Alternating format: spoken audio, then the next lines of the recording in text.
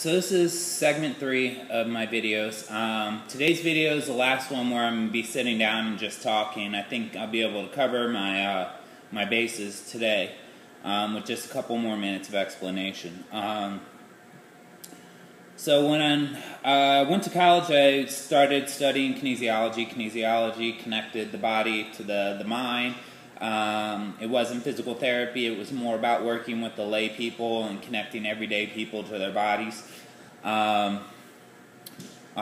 went on to do studies there in genetics, studying the DNA molecules, how they've been able to evolve through time in different settings and under different conditions. And these studies are all at University of Maryland.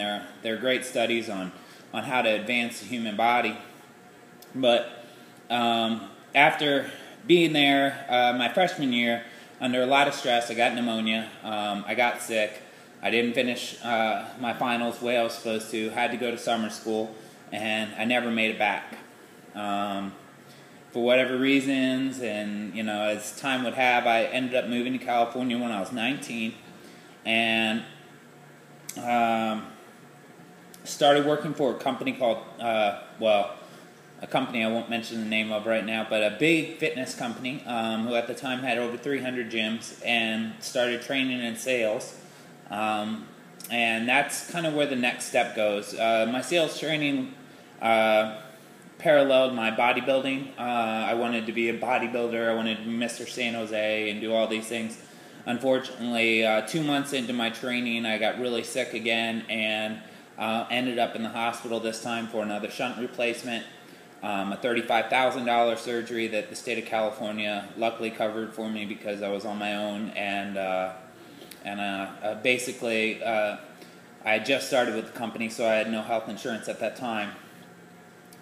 But this is a part where it gets interesting because I learned how to become a salesman, but I also learned how to become a personal trainer. So becoming a salesman is about putting yourself in someone else's shoes. And being a personal trainer is the same thing. You have to put yourself inside someone else's bodies to learn their habits, to learn their faults, to learn where they can be stronger. Reading a person's posture is just like trying to emulate their daily habits and understand. Through calcifications on the feet and where we spend a lot of time, a reflexologist can tell you where your imbalances lie in the body. Through looking at your hands and the arthritic, calloused tendons that are overlapped, a palm reader can tell you, what kind of tendencies you have through your life. Acupuncturists see energy blocks through meridians. Somatic release, people who forget how to squeeze certain muscles in their body, we teach them how to reconnect through these different ways. Everything's starting to see more of what we're doing now as learning how to read the body emotionally, intellectually, and connect with it that way. If I'm humble and not sure of myself, I crouch over, holding my head down, tightening the muscles on the front part of the neck, the sternomastoids, the muscles that lengthen in the back part of the neck start to tilt down. I get kyphosis, or tight chest muscle, also tight lat muscles. If I wear high heels, I tilt the pelvis, lengthening the long head of the hamstring, but also tightening it so that you don't get the rotation through the hip equally. If I stand on one side, lock out one leg, as some women do, you can tend to create an unlevel pelvis. It doesn't turn or rotate at the same time, creating problems in L1, L2, L3, even L4, where the compression in the back starts to happen unevenly, creating a compression in the piriformis or the glutes.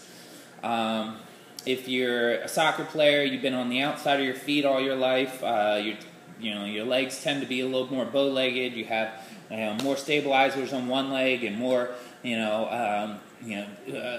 muscle fiber that you can articulate and kick and do all kinds of movement with on the other leg. So we're starting to figure out that when I walk and I look at my gait and I see postural irregularity, say like me, who used to be a toe walker, I carried really tight calves. A lot of women who wear high heels carry very tight calves. Men who turn their feet out to support all their extra weight, very tight calves. Anyone with extra weight in their body will have tight calves. Tight gastrocnemius is because their body will start to lean forward. And in order to create that counterbalance, the body has to use the calves at the bottom to start to strengthen them. But say the body's leaning forward here. About here, it might be leaning forward +1. Right here, it's leaning forward +2. So as you're starting to straighten the body backwards and lengthen the calf muscles, you have to strengthen the glute muscles. And the glute muscles are really important because they're the biggest joint in the body. And if you break a hip, later on you might break the other hip because one hip relates to the other and they tend to counterbalance each other. So anytime an equilibrium's off in that area, you're going to end up with problems. So we don't want to have instabilities through our hips because that's going to lead to instabilities through our lower back. Also instabilities through our upper back because we're not going to be able to connect the lat muscles to the glute muscles in a cross-body correlation like we've talked about before. So we're really, what I really want to convey today is that everybody has postural tendencies. When we drive in the car, I sit back with my one shoulder tilted this way, my one erector spinae muscle's tight while my other one's relaxed. My one pec muscle stays in an elevated position while my trap muscle stays rounded over. Carpal tunnel syndrome, the tendon here that jumps out of the carpal tunnel gets rotated over, which affects my neck, which can cause TMJ. I mean, we're really trying to figure out the puzzle pieces of everybody's individual problems. We're prescribing for someone who has a tendency to sleep on one side, prescribing for a person that can't reach up with one shoulder. You can't fix the body before you get to a parallelogram where the two sides are of equal and equal distance apart, because you'll start to build on imbalances. It's like building a house on a crooked foundation. It's never going to work. But once you understand the parallelograms and that your body is like a ladder and it has structure up both sides, laterally and medially, and that you have these energies which interconnect and turn each sideways like the double helix, there's an equal and opposite reaction for every energy in your body. And that's what we're trying to teach you, is that as we're centering the body turns this way, and it comes back to center. It has to be about an equal but opposite reaction. Eastern medicine understands this. The whole time they've been teaching us how to quiet the body and let it relax to its center, we've been trying to say, let's, throw the football and, punch as hard as we can with this arm, block with this arm. And, kids are really great. I want you guys to know that these videos aren't necessarily for kids. These are for you.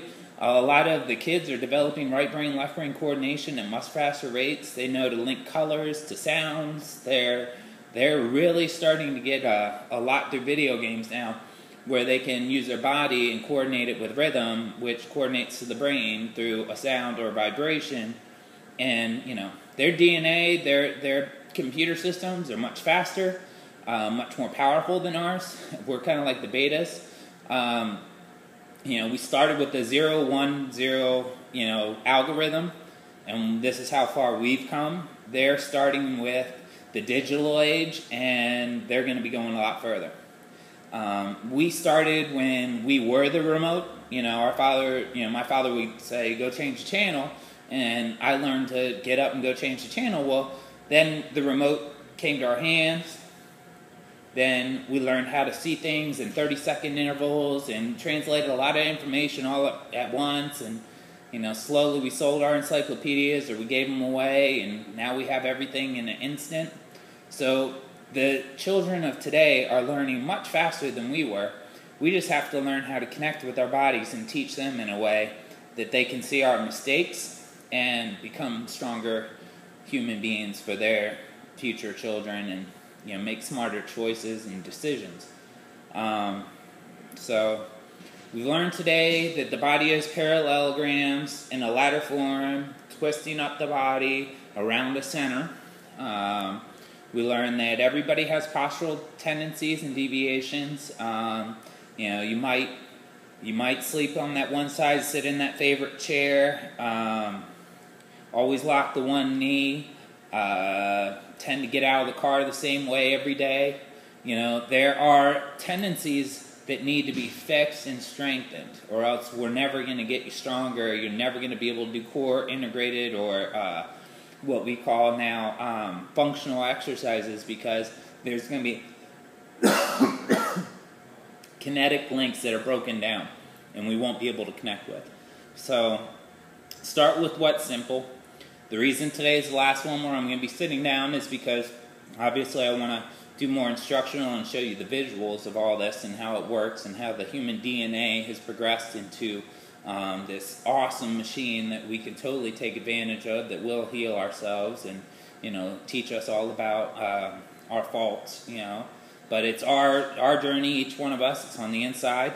It's learning how to listen to what's really happening and giving your body the nutrients, the energy, the sleep, and the right educational tools that you need to progress to the next level. So next time, like I said, we're going to be doing full body core integrated exercises for stretching and working muscles that are, basically really commonly tight areas that we need to, bring our body back to center with. We need to squeeze our butt. We need to learn to, squeeze our back. Activate our tricep muscles. The back line of the body, if you lean backwards, activates from the heels to the butt, to the upper back, to the back of the head. When you start to lean back at an angle, those muscles are working. Most of us never even get to zero. Most of us are leaning forward most of our lives. So what you have to think of is what we really got to do to connect this whole side of the body to function in a much stronger way. Whether it's walking backwards, doing bridge exercises for the glute, learning how to do crossbody, swimming on the ground where you're lifting one arm and one leg but the opposite sides, or both at the same time, or one at the same time.